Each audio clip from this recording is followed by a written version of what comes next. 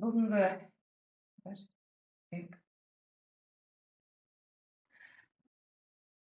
бүгінгі сабақта мақсатты аудиторияны табудың 6 тәсілі. То есть рөлдерінің табуының 6 тәсілін айтамын. Бұл жерде енді сіздің нишаңызға байланысты қаяқтан іздеп табуға болады клиенттеріңіздің рөлдерін. Соны көрсететін боламын. Каждый бөлімге біртіндеп тоқтап жекелеп айтып шыққым. Кеттік. Бірінші ол Google-дағы сайттардан қарау. Яғни Google-ға тересіз өзіңіздің нишаңызды и сол жерде іздейсіз. Бірінші терген кезде, например, там проблема, сразу примерно келтіріп кетейінші, удаление пигментной пятна деп Google-ға мен тердім. Сол кезде еще қасына отзывы деп жаздым. Сонда Арикамед, отзывы деген сайттар бар, Woman.ru деген көптен отзыв жазатын, тайны жазатын, кімнің кім екенін білмейді мына жерде. Әркім анонимно жазады, сондықтан спокойно орыстар жаза береді. Осы сайттардан примерно қарасаңыз, отзывтар толып тұр, нишаңызға байланысты. Кеттік. Бір примерді оқып кетейін, мына жерде қазір өзім аударып түсінігін дұрыстап айтып беремін. Здравствуйте, хочу поделиться своей историей, может кому-то поможет. Пигментное пятно у меня появилось при втором беременности. Мне было 25 лет, на щеках под глазами. Думала, что пройдут сами собой после родов, но, увы, они со временем только стали темнее. Так, сәлеметсіздер ме? Мен жасым 25-те, мен пигментный пятна шықты, мына жерлерін астырады, екінші беременность кезінде дейді. Мен ойладым, уақыт өте кететін шығар деп, жоқ, ол бұдан сайын темный болып, бұдан сайын қайып бастады. Боролась с ними сама разными кремами из аптеки, помогала, они были почти незаметны, но летом предательские темнели вновь, хотя пользуюсь круглый год защиткой 50. В конце концов, дабы избавиться от них, навсегда записалась в клинику Лайн, Челябинск в начале ноября. К этому моменту пятна посветлели, так что легко замазывались BB-кремом. В общем, на первой процедуре мне их сожгли лазером мультилайн, вышла я от них с красными щеками. На следующий день потемнели, далее ждала, когда начнут шелушиться, как мне сказали, но ничего не произошло. Как сказал косметолог, прийти через месяц на следующую процедуру, я ждала и думала, что лазер темнее, пятна возьмут лучше. Ну и дура. Прихожу через месяц, рассказываю ситуацию, мне говорят, странно, должно было помочь, делает мощность посильнее, и история повторяется.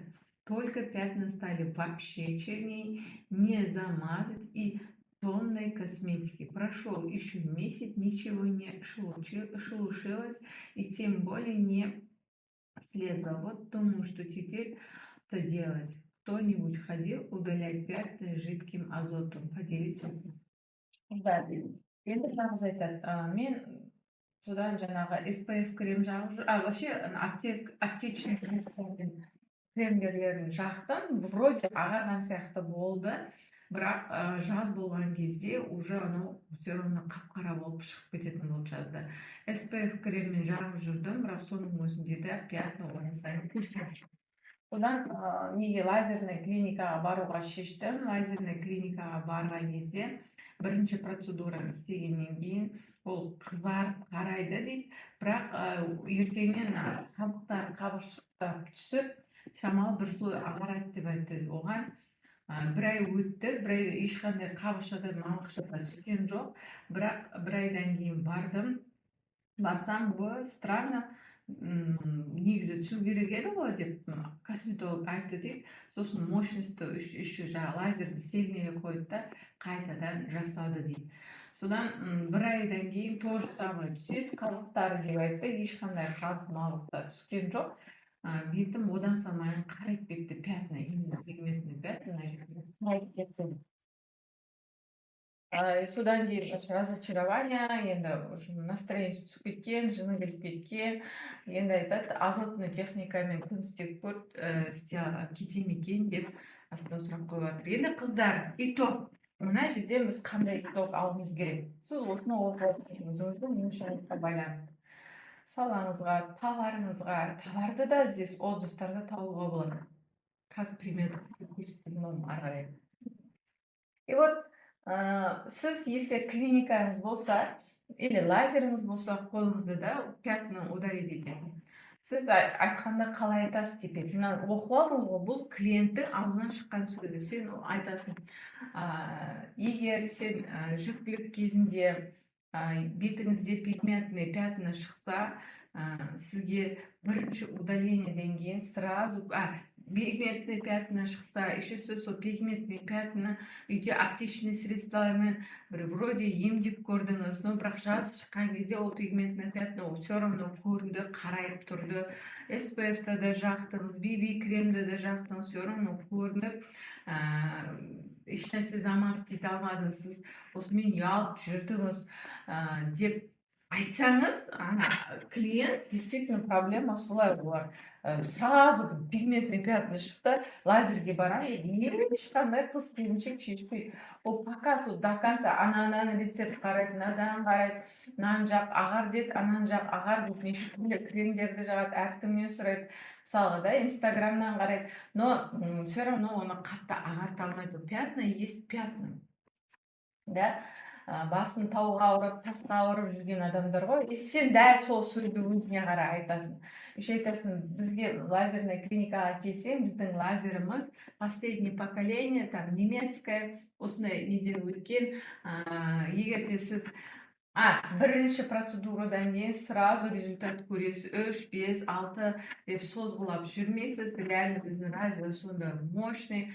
Мне пример ретінде уже клиенттеріңіздің беттерін көрсетесіз, первую процедуру после деген сияқты, да? И плюс айтасыз, осындай отшелушение болады, тез қабықтан түседі деп прям нағыз айтып жатыр ғой, отшелушение ешнәрсе де болған жоқ, қабықтанған жоқ, бір айдан кейін қайтадан бардым, кеткен жоқ деген сияқты. Соның сөздері сен өзің оған қолданасың да, өзінің сөзін оған қолданып айтасың. Осылай деп өзің дәл қалай қарапайым сөзбен айтты, дәл солай. Түсінікті ғой, Google'дан іздейміз қыздар, бәрі бар. Келесі примерда тағы да сізге түсінікті болсын деп келтірдім. Хочу рассказать вам свой плачевный опыт удаления лазером. Девочки, никогда это не делайте. У вас волос будет 100 раз больше после этой процедуры. У меня были небольшие пушковые волосы на лице. Я сделала 10 процедур вместо обещанных ими 5-6. В результате у меня лицо, как у мужика, все в черных огромных волосах. Денег потрачено куча. Мне было противно на себя смотреть в зеркало. Я перестала общаться с друзьями, стеснялась выходить на улицу. Сейчас хожу на эпиляцию, результат супер, девочки, главный мастер, результат 100%. Больно же. Боль қандай? Лазерное удаленияға беттегі, в общем, нежелательный на лице, в целом, қолтық, аяқ, қолда бәрінде өшеді, ол лазерно удаляет адамдар. Мен бір жерде бұл қыз айтады, мен бетімдегі мына пушоктарды удалять етуге барған кезде, негізі маған 5-6 процедурадан кейін все өспейтін болады деп айтқан дейді. Нет, мен 10 процедура істеттім, бірақ содан кейін вообще ол қара кәдімгі шетелдің сияқты мужиктер сияқты өсіп кетті. Мен далаға шыға алмай қалдым. Достар мужик сияқты, мужиктің шетінен сияқты өсіп кетті. Достарыма вообще кездесе алмай қалдым. Мен қатты ұялып, перестала с ними общаться дейді. Это же капец. Өзінің достарымен сөйлесуден қалған соны бетінің не идеально болған үшін, да? Вот. Осындай у нее печальный опыт. Сен тоже лазерное удаление жасайсың, да? Ондай салондар көп қой қазір. Сол кезде қалай клиентіңе айтасың сен? Айтасың. Егер сен басқа да лазерный удаление салондарға барып, 10 процедура жасап, одан самай шаштарың өсіп кетсе, немесе достарыңа араласудан қалдың, көшеге шығуға ұяласың, вообще мужиктердікіндей өсіп кетті шаштарың, вместо того жұқардың орнына қалыңдап кетті, да, деп айтасың. Это из-за того, что сондай лазер, некачественный лазер, или немесе лазерге келмесе айтасың, косметолог, который процедураны істейді, ол дұрыс істемеген, соблюдение там бірдеңе норма болмаған, там какой-то крем бітпеген. В целом, хоть лазеріңді мақтайсың ба, косметологыңды мақтайсың ба, мастеріңді мақтайсың ба, сол енді возражение жауын керексің. Возражение, мынау енді уже испортили кожу, уже қорқады. Да? И вот сен солай айтасың, жоқ, біздің лазер осындай качестводан өткен, стандартизациядан өткен, сертификаты бар. Бізде 4-5 процедурадан кейін действительно пушковый волостарыңыз 5 жылға дейін өспейтін болады. Міне біздің лазерный центрдан өткен 15 әйелдің отзывы, не до и после, не переживайте, мы вам дадим гарантию деп. Түсінікті ғой, иә? Осылай міне, әркім өзі қарапайым тілмен жазған, бойы қарапайым түрде ашып айтқан. Мысалға сіздер клиентке сөйлеген кезде кәдімгі қиындатпай қарапайым тілмен сөйлеу керек. Кеттік. Тағы үшінші пример келтірейін. Сайтқа байланысты, да? Чтобы вам было понятно. Так сложилось, что у меня генетическая особенность по женской линии, нависшее веко, но у меня это было более ярко выражено, нежели у мамы и сестры. Как-то 26 лет не заморачивалась на этот счет, но всегда раздражало то, что смоки азмию может сделать только визажист. А подводка или карандаш через 2 часа эксплуатации отпечатывались на верхние веки. Так я начала интересоваться блефаропластикой. Конечно же, все меня отговаривали, но я очень боялась, что могла испортить себя. И вот в 2020 году смотрела фото с отпуска и не смогла понять, почему я такая недовольная на фото. Именно тогда я поняла, что теперь вот прям срочно что-то надо сделать. Даже уже историядан бастап жатырмын мен. Кетті. Вообще, маманың жағынан дейді, ешкімде генетический особенность бар дейді, нависшее веко деген бүйтіп түсіп тұратын веко, көзді жауып тұратын генетическая особенность бар дейді. У меня это было более ярко выражено дейді. Менде именно осы жастайымнан прям анық көрініп тұрды, хотя жасым 26-да дейді. Но тек қана мына смоки айс, темный бояған кезде бүйтіп әдемі болып, іші бояған бүйтіп көрініп тұру үшін тек қана оны визажистер ғана істеп бере алатын еді дейді. Мен өзім істей алмаймын.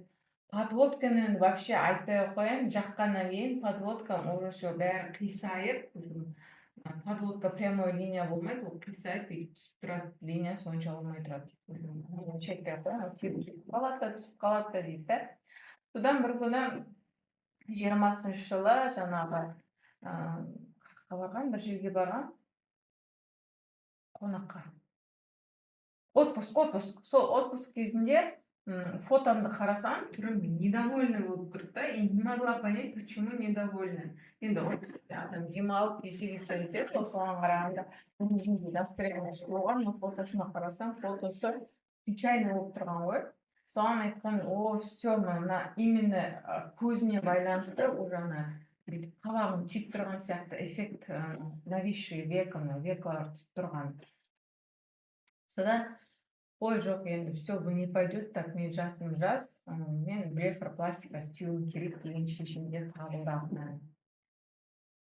Вот, на этот сайт я прочитала каждый отзыв, в большинстве девочки были довольны. Қорықтым, конечно, блефаропластика барардың алдында өте қатты қорықтым, еще меня отговаривали, мен үйдегілердің бәрі айтты, барма, не істейсің, саған не керек деп айтты. Мен соның өзіне қарамастан решила баруға дейді. Пластический хирургты таңдадым дейді.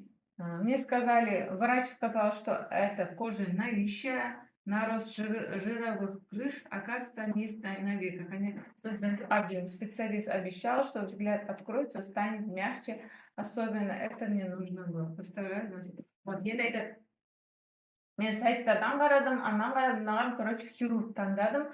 Хирургқа барған кезде айтты, мына жерде жировой слой бар, соны алып тастаймын, сол кезде көзім бүйтіп ашылады деп айтты. Вот. В общем, у нее енді сен косметологсың. Құдайға шүкір, біздің Қазақстанда блефаропластика очень популярны, да? Блефаропластиканы жасатқым келеді. Тем более бізге мына орыс айтып отыр да, а у нее біздің қазақтарда вообще навесший века өте көп, тем более векасы жоқ, қыздарда өте көп та. Бәрі блефаропластика істейді. Басында қорықты бәрі, қазір енді уже қорықпай, спокойно істей береді. Енді бұл жерде бұл қыз не деп тұр? Енді осы қыздың сөзін против нее как мы можем использовать? Против нее. В общем, в целом, айтқан сөздерін өзіне айтасыңдар. Сен генетически жас болсаң да, все равно сенің мына жердегі бетің салбырап тұрады. Саған хотя может білінбейтін шығар, бірақ именно боянған кезде сенің стрелкаң идеально шықпайды, өйткені мына жердегі векаларың саған мешает. Потом что? Сонан кейін айш жасаған кезде мына жерлеріңіз бүйтіп ашық болып көрініп тұрады да, именно мына жерде линия болмаған, идеально болмайды дейді. Сосын айтады, сен өзің суреттеріңе қарасаң, как будто настроениең жоқ сияқты, қабағың түйіп тұрған, өмірі қабағын ашпайтын қыз сияқты болып тұрасың. Өйткені мына веки утяжеляет взгляд. Ауырлатып тұрады, мына көзің бәрін жұмып тұрады деп сөйтіп айтып жатыр да. Өзінің сөзін өзіне қолданып жатыр. Сен бірақ жассың. Жас кезінен бүйтіп боянып, жарқында әдемі көзбен жүру керек қой дейді. Сондықтан не переживайте, біздің центрда жасайтын хирург, осындай стажы бар, осыншама қыздарға блефара жасаған, идеально сіздің көзіңіздің өзінің строениесіне байланысты мен сізге подборка жасап береді. Именно көзіңізді қиыңызға байланысты әдемі линия жасап береді. Біз оған гарантия береміз, что процедура безболезненная, ауырады деп қорқытып, тумаларын отговаривали деген сияқты. Жоқ, ауыртпайды, процедура всего лишь 40 минут занимает. Обезболивание істейміз, дальше еш нәрсені сезбей қалатын боласыз. После процедуры емнің ұзақтығы 1 айда кетеді, отек болады, содан кейін 1 айдан кейін всю жизнь довольная, красивая, открытыми глазами, ярким взглядом жүресіз деп сіз оның айтқан сөзін өзіне айтасыз. Түсінікті ма? Түсінікті ғой, осылай өздерінің отзывтарын қолданамыз. Кеттік. Каспий магазин отзывтар қалай аламыз? Каспий магазинге кіресіздер да, платье сатсаңыз платье, посуда сатсаңыз посуда, бижутерия сатсаңыз бижутерия тересіз. Варианттардың барлығын шығарады. Сол варианттардың ішінен бір именно мына жерде скриншот жасауға ұмытып, ана жерде шығады, астында отзывтар 35 комментарий ма, сол жерде количествосы тұрады. 1700 адам жазған, 34 адам отзыв жазған, 100 жағын қасында. Ең көп жазған таңдайсыз да, соның ішіне кіріп комментарийдің, мына жерде стрелка тұрады. Оңай сразу түсінесіздер, стрелка тұрады. Стрелканы басқан кезде нижний, самый низкий рейтинг деген таңдайсыз да, самый низкий рейтинг 300-да, 200-да, 100-да отзывтар. Я надеюсь, вы разберетесь в Каспии, өте оңай приложение. Кеттік. Платье, көлік туралы айтатын боламыз. Мына жерде недостатки дегенде былай жазған. Ткань ужасная. Чистая синтетика, что антисептик не справляется. Прилипает к ногам, поднимается. Также платье не соответствует размеру. На мой 48 не знала, какое платье выбрать. Сначала заказала 48, но он слишком большой. Не говоря уж о горловине на широкую шею. Затем перезаказала 46. Выкупила так как хотелось этот модель, но сидит впритык, некомфортно, сзади топорщится в районе подмышек. Спасаюсь плечиками, которые ставила нужно молнию, где-то ставить, чтобы удобнее надевать. Ведь живем же в 21 веке, а не при царе Горохе. Таких денег не стоит. Упала на 3000 с постом. 3000 это 15 тысяч тенге. 15 мың теңге примерно. Қараңыздар.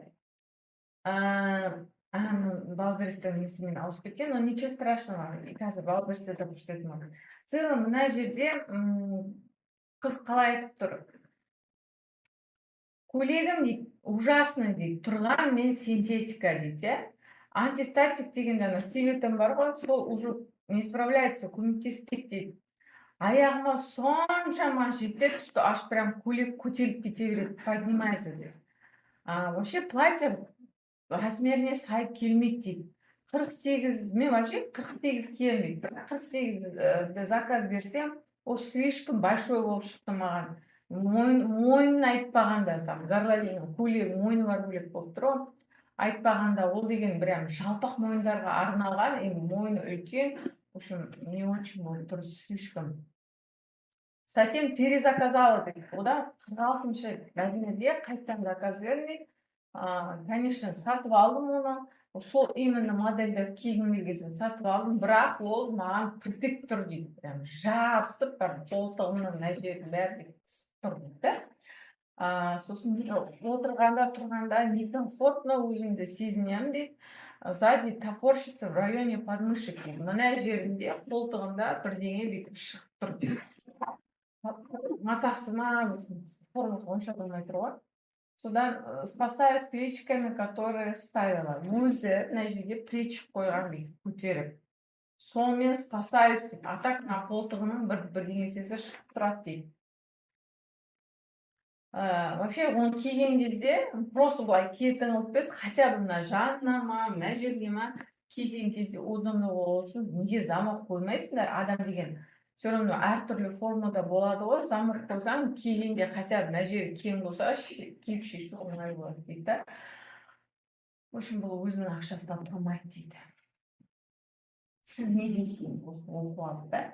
Хоть платьяңыз мына қыздың сатып жатқан платьесіне бірге-бір болмаса да, хоть чуть-чуть похоже болса да, сіз даже не обязательно прям дәл сол платье болу сізден басқа, мүлде басқа платье болу мүмкін да сізге. Бірақ сіз былай айтасыз. Ткань ужасная. Сіз айтасыз, бізде мата, синтетика емес. Антистатик қолданып қиналмайсыз.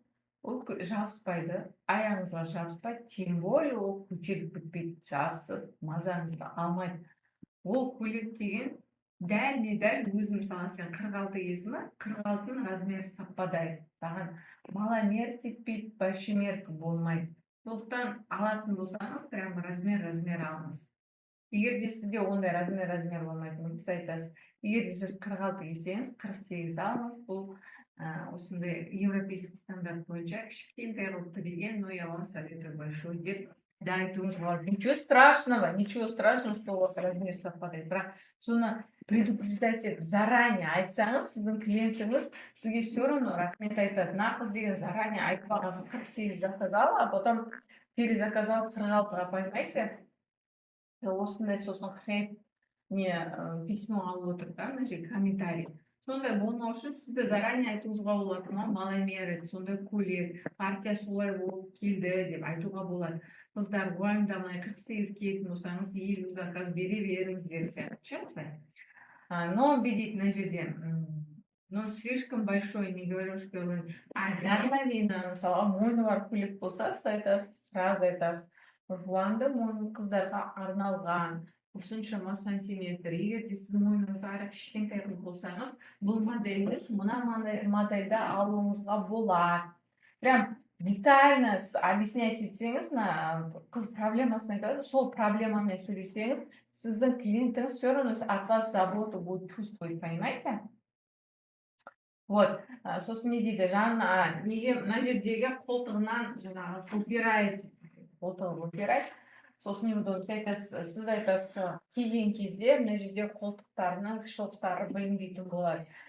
Тек қолтығыңыз терлемейтін болады, мына жері свободно тұрады деп ше, енді мата свободно, көйлек болса прям.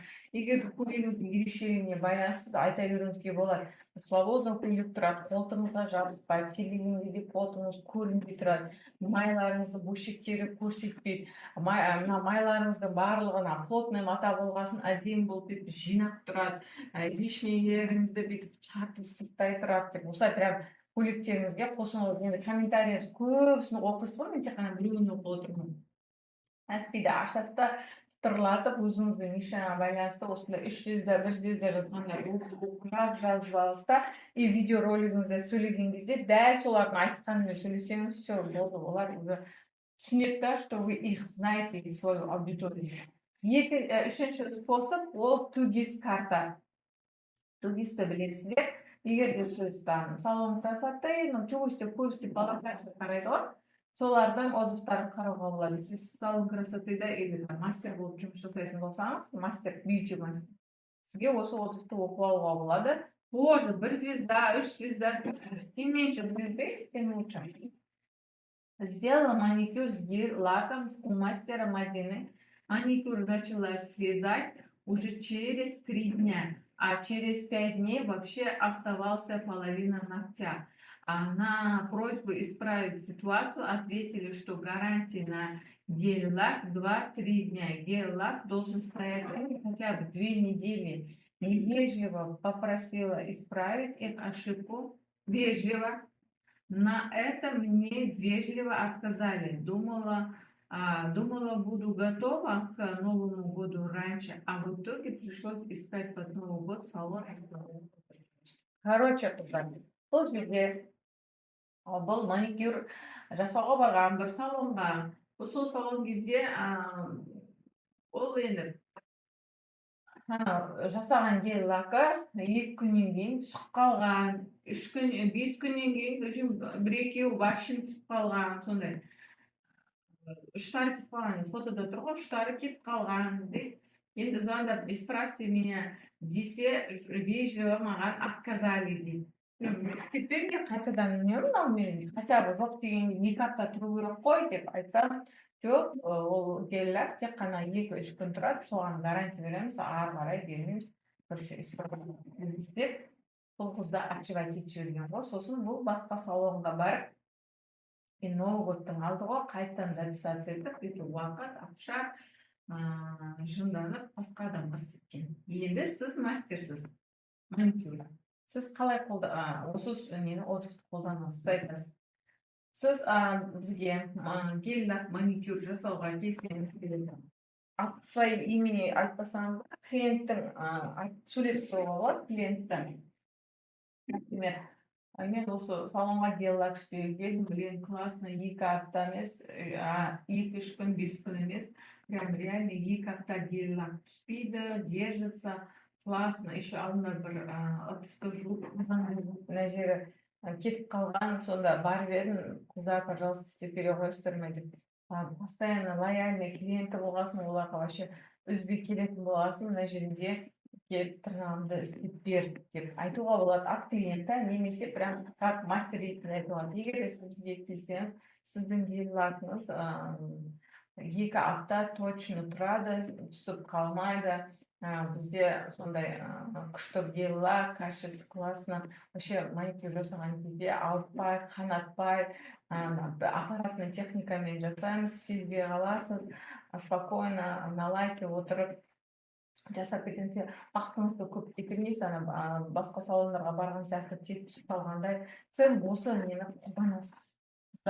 Жоқ, біз ондай гарантия бермейміз, жаңағы әркім әртүрлі ыдыс жууы мүмкін, қазан жууы мүмкін, кейіннен бір соны каждый исправлять етіп жүреміз ба, сондай гарантия беріп алып без.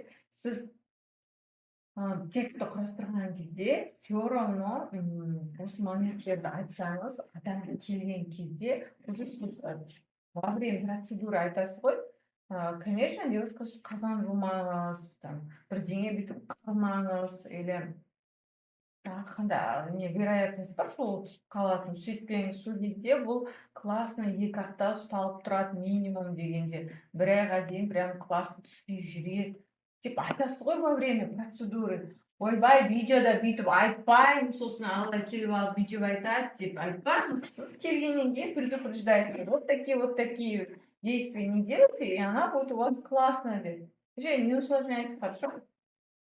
Келесі отзыв. Тоже Тургистан. Человек, который занимается обучением по опекунству, объявляет себя на больничном во всех организациях, исполняющие обязанности во время отсутствия человека на работе. Почему люди должны ждать, пока кто-то выздоравливает? Что за безответственность самого вольничества, обращение к людям оставлять желать лучшего. Этика покинула этого человека, либо во все незнакомые слова. Даже одну звезду ставить не хотелось. Ощущение, что люди отделать нечего, берут опекунство в таких учреждениях, должны быть большим сердцем. Енді бұл жерде чисто неге айтылған качество оказания услуг. То есть кеш келген, есікті ашпайды, жабық тұр есіктері, больничныйға шығып кеткен, предупреждать етпеген, что ол жабық екен. Біздің барлық істемей ақ қойыңызшы. Негізі сфера услуг хромает бізде, именно высший класс услуга атқара алмайды адамдарға. Келген адамға грубить етеді, күттіріп қояды. Битінің алдында есікті жауып тастайды, обед деп түсіндірмейді, заранее инстаграмда есікте жазып қоймайды, клиенттермен лояльны болу үшін что отношения құрастырмайды. Они здесь и сейчас работают. Ондай көп мына сол жерде отырып жазған. Сіз қалай қолданасыз оны? Сіз қолданасыз. Біз всегда сағат 9-дан осындайға дейін ашық боламыз, обеденный перерыв осы уақытта. Біз келген кезде больничный ешкім демалмайды. Демалсақ заранее орнымызға адам тұрып қоямыз, не переживайте. Сіздің деліңіз осылай ары қарай жалғаса береді. Даже біздің специалист ауырып қалса да, она обязана вас отпускать, или другой человек передать обязан, вы не переживайте. То есть сіз өзіңіздің клиентіңізге спокойствие беруіңіз керек та, ертең сіз бухгалтерские дело, опекунство алып жатыр, опекунство, юридические дело, нотариальные дело, көп қой үлкен ответственный шаруалар, үйлерін ауыстырып отырады. Сол кезінде бір адам жүргізіп отырады, осылай мен сияқты адам жүргізіп отырады. Баратта мен ауырып қалам, и басқа адам келген кезде ана клиент мен деген Лаура же обслуживала. Ол қайда деп у него паника начала. Она же знала мое дело, она мына деп сөйтіп паника бастайды. Сондықтан, чтобы ондай паника болмас, сіз заранее айтасыз, да, ауырып қалды, но полный информацияны ол Айнұрға беріп кетті. Сіз туралы Айнұр толығымен барлығын біледі. Уайымдамаңыз, қазір бәрі міне документіңіз, міне деліңіз осылай емес па деп сізге түсіндіріп бейді. Сөйтіп заботой біз сізге относимся, не переживайте деп, да, өздерін сөздерін өзіне айтуға болады. Түсінікті ғой, иә? То есть забота беру, түсіндіру, что мы вас не бросаем дегенді. Валберестегі отзывтарды іздеп тауып қараңыз. Валберестегі маломере 2 размера точно, рукава очень узкие, руки до конца так высунуть так и не смогла, очень короткая, на рост 170, как мне это удлиненный пиджак.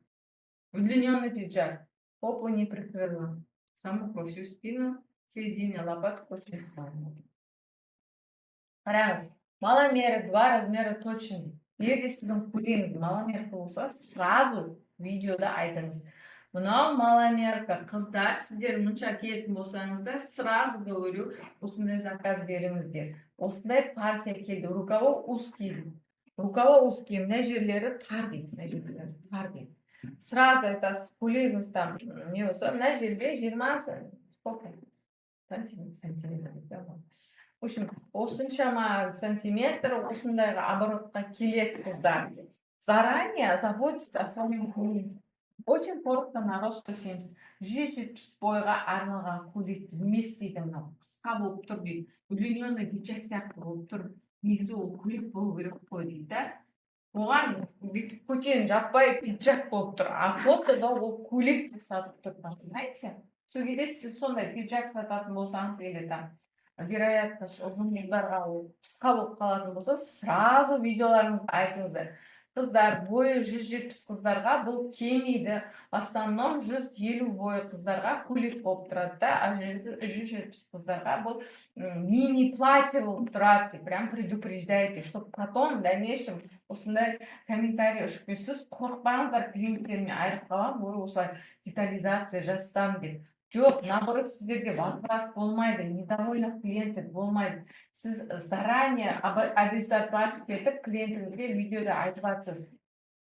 Ол егер де выступать етіп шығып жатса, сіз айтасыз, біз сізге видеода айттық қой, қарамадыңыз ба? Айттық қой, 170 бойға қыздарға қысқа болып тұрады деп айттық қой, деп аргумент айтасыз. Поэтому возврат біз істемейміз, қыздар, вы же знали это. Мы вам говорили, показали деп айтқан кезде сіздің клиенттеріңіз ауыздарын аша алмайтын болады. Но это, конечно, так нельзя поступать, но все равно вежливо, әдемі, аккуратно, заботливо түсіндіріп айтсаңыз, да, видеода айтылды, біз білдік, соны ескерттік деген сияқты. Түсінікті ғой, а? Келесі, выглядит после стирки глажки бриллия менее, но оборот ужас, просто сшито отвратительно, будто не швея шила, а самоучка, которая насмотрелась ютуба. Подклад болтается, даже размер подклада чер не видно, не спадает, сами зеленый материал, а он выглядит, короче, такой себе девочке надо было сфоткать, вам как платье.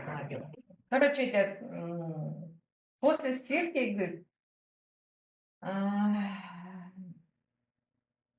ужасный матасы, короче, быт болып кеткен жуғаннан кейін, ішіндегі обороттарын тігістердің бәрі қисық-қисық,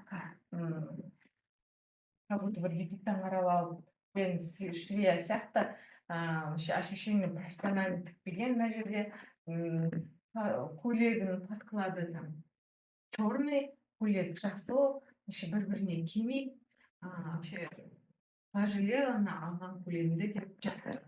Енді сіз бұл жерде аргумент то же самое. Оборот уж просто сшито отвратительно. Сіз көйлегіңізді былай жазады. Бүткіл тігістері әдемі тігілген, профессиональный көйлегіңізді оборотын көрсетіп, айтыңызға тігістері идеально тігілген, ешқандай қисық емес. Егер де сіздің товарыңыз қымбат болса, көйлектері 40-50 мың көйлектері кофталары болса, сіз солай прям досконально шина. Не, көйлектеріңіз шовтары күшті, замоктары еврозамок, там качественный замок, не заедает, не чернеет, подкладтың ішіндегі подкладының өзі осындай качествосы классный. То есть сіз қымбат көйлек сатқан кезде прям етіп айтуыңызға болады. Адамдар көп ақша төлеген кезде киімге возмущениесі көп болады, чем арзан киімге қарағанда. Қымбат көйлекке в основном комментарийді көп жазады. Өйткені олар армандап ақша жинап алу мүмкін, или қимай алу мүмкін ақшасын. Но келген кезде реальность ожидания болып қалады. Сондықтан, чтобы реальность ожидания болмау үшін заранее, за что она платит деньги, за что 50 мың теңгені турецкий көйлегін алады, соны түсіндіріп айтуыңыз керек.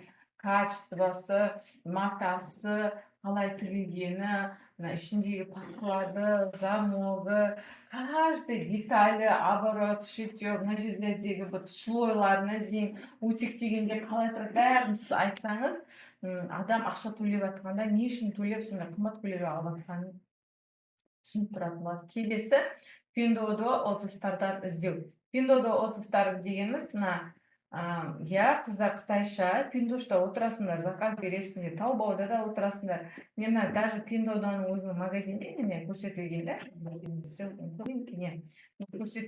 мына жерде отзывтар 10 мың отзыв берілген. Представляете, мына неге, киімге осы 10 мың отзыв бар. Мына жерде отзывтар жазылған, копировать, ставить там Google'ға перевести десеңіз, мынаның бәрін перевод жасап береді. И осы тексттерді алып, сіз мынандай детский киім сататын болсаңыз, пожалуйста, қолдануға болады. Бір фишка. Екінші фишка, мына сайттың ішінде жазылып тұр, қандай ткань, qanday ощущение жаңағы не созылады, демалтып тұрады, ауа өткізеді, настоящий хлопоттан жасалған, осындай сантиметрге, осындай ростқа, осындай ұйықтағанда киетін, міне мынандай балдардан мынандай балдарға арналған, бәрін сайтта жазылған, просто перевод жасайсыз да. Қазір лайфхактар көп қой, как перевести сайт, полностью сайтты да аударып береді. Осы жерден қарауға болады. Сіз и так, тем более Қытайдан, может, заказываете, да, свои вещи и продаете, перепродаете. Пожалуйста, солардың жазған отзывтарын қараңыз да, и соны видеороликте қолдануға да болады. Фишка. Теперь Инстаграм сайттарын қарау. Егер де сіз услуга инфобизде, товаркада ақпарат көрсететін болсаңыз, әркім экспертіңізге немесе магазиндеріңіздің жаңағы товар болсын, немесе сайттарына кіресіз да, сайттарында жазылып тұр. Күшті өзіңіздің конкуренттеріңіздің действительно рынокты алып отырған конкуренттеріңіз сайттарын қарайсыз да, ключевой моменттерін не жазып қойған: выбор воронки, зависит от этого, для кого, для чего, почему я так делаю, не делаю, бәрі за вас жазып қойған. Осы тексттардың ішінде жаңағы клиентский сөзбен жазылған сөздерді көшіріп аласыздар. То есть не дейді, пробуешь запускать рекламу, либо подписчиков, дорогие цены, золото, либо все останавливается на уровне переписки, директе, множество вопросов. То есть мына жерде больді шығарып тұр. Сен қаншама реклама жібердің, жаңағы сатпайды, перепискаға барады, WhatsApp-қа, бірақ соның өзінде де переписка кезінде де сен сата алмайсың дейді. То же самое видеоролигінде сен осындай сөздерді қолдануға болады, егер сен сату маманы эксперт болсаң, сен айтуға болады. Сен яғни қанша реклама жіберсең де рекламалар өтпейді, өткендердің өздері WhatsApp-қа келген кезде все равно сатыла алмайды деп қолдануға болады. Потому что ол былай да былай деп мына жерде мне барлығы жазылып тұр. Осылай сайттарды оқып, ключевой моменттерді алуыңызға болады. Боль клиентов. За вас, вместо вас уже видели ниши уже жасап қойған. То же самое посуда сататын, то же самое товар сататындарда да сайттар болады, сайттар, которые прям грамотно. Киім сататындарда да сайт болады, қасында ткань, матасы, қандай ростқа арналған, дыши, не дыши, бәрі жазылып тұрады. Так что только инфобизнес емес, бәріне де сайт бар. Іздесеңіздер табылады, қыздар. И соңғысы ол сөйлесу, разбор, созвон жасау. Например, өзіңнің клиентіңіз күнде жазады ғой, девушка симай қалды маған, девушка мына жер қысады екен, девушка что-то матасы андай екен, что-то мынау мындай екен деп комментарийсін жазады сіздің товарыңызға байланысты, услугыңызға жазады, что-то мына жерін түсінбей жатыр, неге мына жер андай, неге мына жер мындай емес, сіз бүйтпедіңіз ба деп өздері плюс минустарын айтып жазады ғой мақсаттай. Солардың барлығын записывайте, жазасыздар. Это работа над ошибками деп айтуға болады. Разбор кезінде сұрайсыздар, что не устраивает, на клиенттеріңіздің услуга атқарған кезде сұрайсыздар. Так, менің услугам сізге ұнады ма? Насколько ұнады? Қай жерінде доработка қосылады? Мені түсінбей қалдыңыз? Мен жұмыс жасаған мынаны түсінікті болды ма деп бәрін сұрауға, қарапайым тілмен сөйлесіп сұрау. Немесе разборға шақырып, немесе созвонға шақырып, это ол инфобиз услугаға арналған адамдарға күшті келеді. То же самое сөйлесу WhatsApp-пен товаркада да күшті келеді. Постоянно күнде беспрерывно жазады ғой товаркалаған адамдар. Еще мынандай фишка бар, кстати, чтобы видеоролик классно болып шығу үшін, американский маркетолог созвондар бар ғой, клиенттермен сөйлескен созвондардың барлық 900 созвонды тыңдаған. Сол 900-ын тыңдап, бір гениальный бір видеоролик реклама шығарған. Соны сөйлескен клиенттердің болын бәрін шығарып жазып алған ғой, понимаете? Сондықтан өзіңіздің клиенттеріңіздің қандай боль айтады, қандай проблемалар. Көбісі айтады, оны мысалы мен кеше қыздармен сөйлесем, бухгалтермен өзінің тіптерім бар, солармен сөйлескен кезде айтады: я, она меня задолбала, ананы сұрайды, ананы сұрайды, мы уже не обязаны это делать за 5 тысяч, 10 тысяч деп сөйтіп айтып отыр. Мен айтамын, ну она же не знает, что ты обязана, не обязана деймін да. Сен соны түсіндіріп, видеода или там актуалка деп бір жерде айттыңыз ба, что 15 мыңның жаңағы услугасының ішіне мынау кіреді, мынандай мындай кірмейді. Кіретіндерді көбісі жазып қояды, автобусына штоп деп. Но не кірмейді, соны жазбайды да. Или айтпайды, или түсіндіріп айтпайды да адамдарға. Міне 5 мың теңгеге қазір мен сізге ЭЦП ключ жазып беремін, сосын мынаны істеймін болды. Ары қарай бүйтіп анализ жасап, сіздің ошибкаларыңызды көрсетіп, мынау жұмыс жасадым, мен айтпаймын 5 мың теңге. Оны айту үшін маған 2 сағат кетеді. Анализ жасап, мына сіздің бүткіл неңізді, историяңызды қарап, ИП-ңіздің процесін ана 22 жылға қарау үшін ол уақыт кетеді. Ол 15 мың теңге тұрады. Оған отдельно 2 сағат уақытты бөліп қарап, сізге анализ жасап, отчет жасайды. А 5 мың теңгеге тек мынау кіреді деп сіз айтпайсыз ғой, понимаете? Ол айтпағандықтан клиент возмущается. Неге маған 5 мыңға мынаны істеп бермейсің деп? Конечно, она же не знает. Поэтому қыздар, любой услуга, курс, товар сатқан кезде сіз заранее говорите за эти деньги, что вы будете делать и что вы не будете делать. Көбісі не будет там кетеді. Осылай салаңызға байланысты бүткіл шындықты жазып, спискпен жазып аласыздар.